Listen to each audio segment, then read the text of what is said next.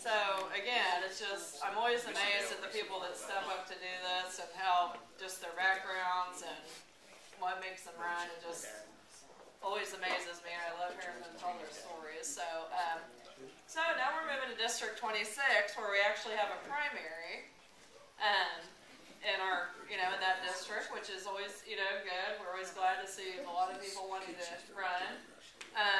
So it makes it interesting for us to hear from both people. I think, Eric, would you like to speak first?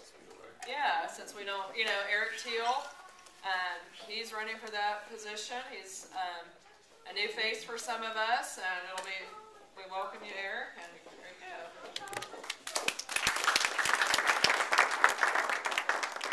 Eric Thiel, and I currently work as a systems administrator at Purdue University, which I must say does in no way support my candidacy. I'm not speaking for Purdue University. You complied with the forms. I've been a computer technician and a systems administrator for about 21 years. My job is to analyze complex problems and find solutions. And that's what I want to bring to the State House. Looking at complex problems, saying what works here, not what fits in with the people who contributed to my campaign last time around. Not what my ideology is, not what my religion is. What's going to work for the people of the state of Indiana. And those are the solutions I'm going to look for. So I'm hoping to bring, like I say, those analytical skills and that problem-solving ability to the state. I've been, as I say, I've been doing this for 21 years, but it's not the only thing I've done in my life. 14 years before that, I was working on the loading docks of General Foods. I was a member of the Amalgamated Meat Cutters and Butcher Workmen, Local 348. And I spent 2 terms as president of the Northwest Central Labor Council, a regional AFL-CIO affiliate here.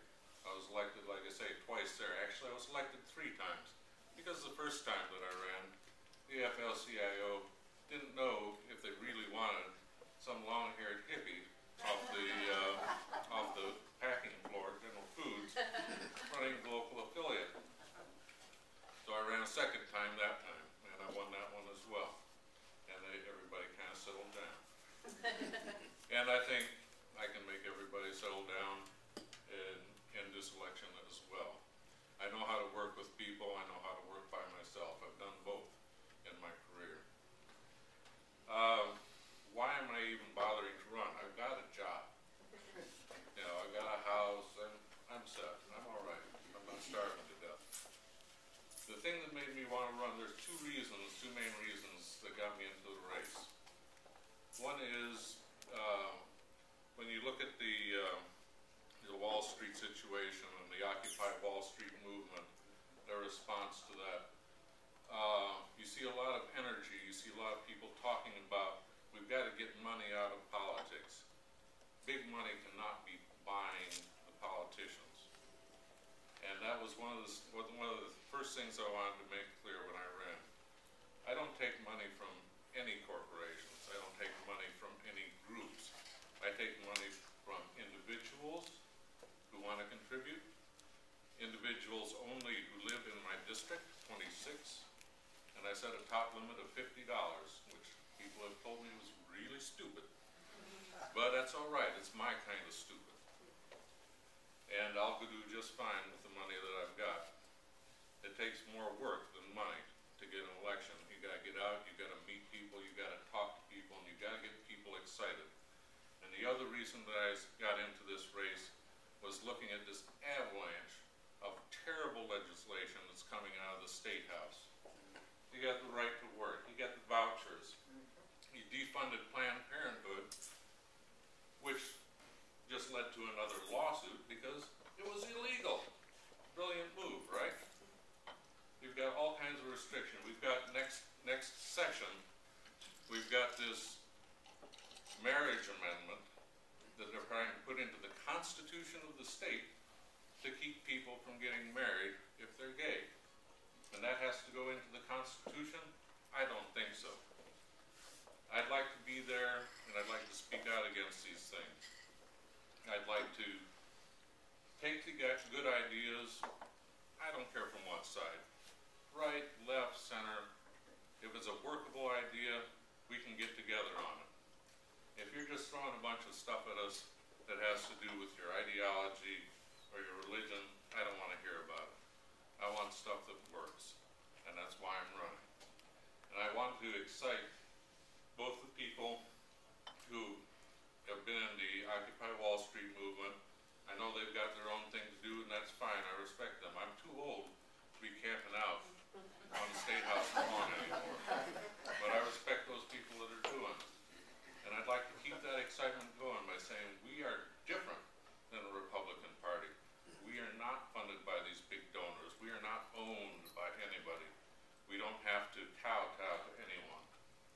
And I'd like to get the excitement that the Republicans have handed us on a silver platter, passing all these insane laws about reproductive rights and the, conception personhood begins at conception. Is going to take contraception away from all the women that need it for whatever reason, and I don't care what the reason is. If they need it, they should be able to get it. And this is just one of the issues that we've got to bring in. We can't just cover, important though they are, education and jobs. We've got to talk to all these cultural issues that Republicans think they've got us on the run from. The Republicans are like the Wizard of Oz sitting in this room saying, we're going to talk about jobs, and we're going to talk about the deficit, and we're going to talk about the economy. Pay no attention to that psychopath with a bloody axe behind the curtain there. But the curtain's off. The psychopath's busy running the State House right now. And that's the kind of excitement that I want to bring. The excitement to oppose these kind of ideas in the State House. And that's what I got to say. Thank you. Thank you.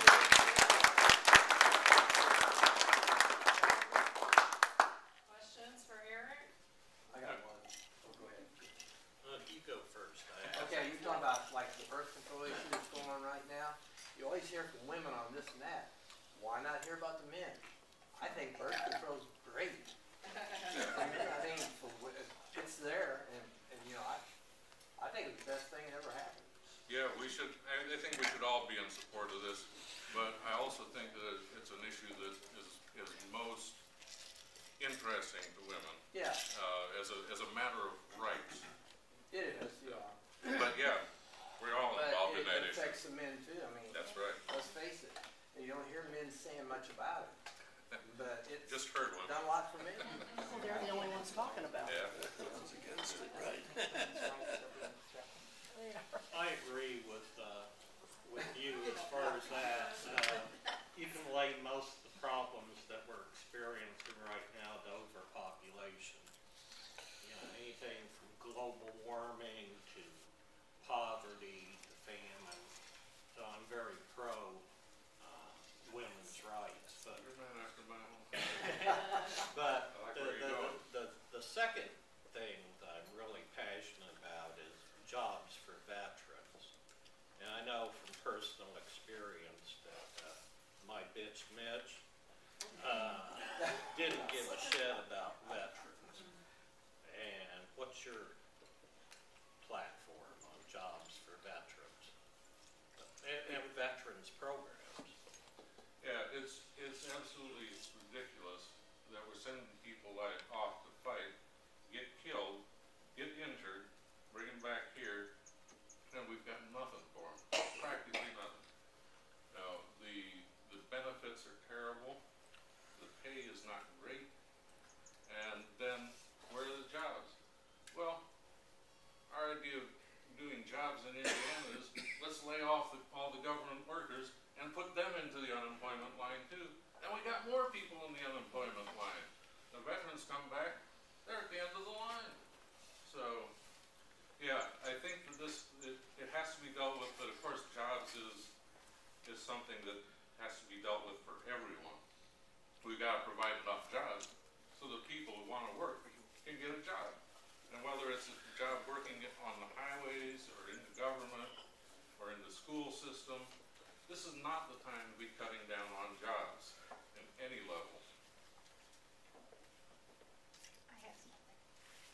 don't understand how they can take schools that were supported by state taxes and turn them over to faith-based organizations from out of state to take over schools that we have supported. When they pay no taxes on it, how are they working their way into our school system with a faith-based? I think they're going to find out at some point that was unconstitutional on the face of it. And I certainly hope so, because it clearly is. You don't provide public money to private Right. religious schools. Right. You just don't. So that one may wind up in the courts rather than the State House. I hope so. Yeah, I live in 26, and we have a whole history of sort of close races and sort of state parties kind of dumping a lot of money, especially into negative advertising. So, I mean, how do you sort of fight that off when your opponents is running like 6 negative ads against you every night? I like negative ads against me. I'm ready for them. I think, we've got to not be apologizing for ourselves. We've got to say, yeah, I'm a liberal. You want to make something out of it?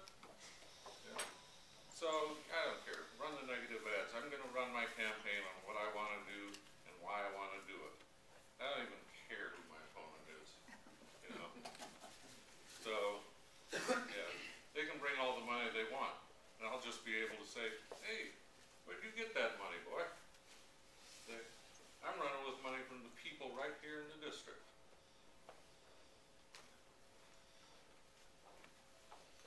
Okay, I'm pitch hitting for Heather. So now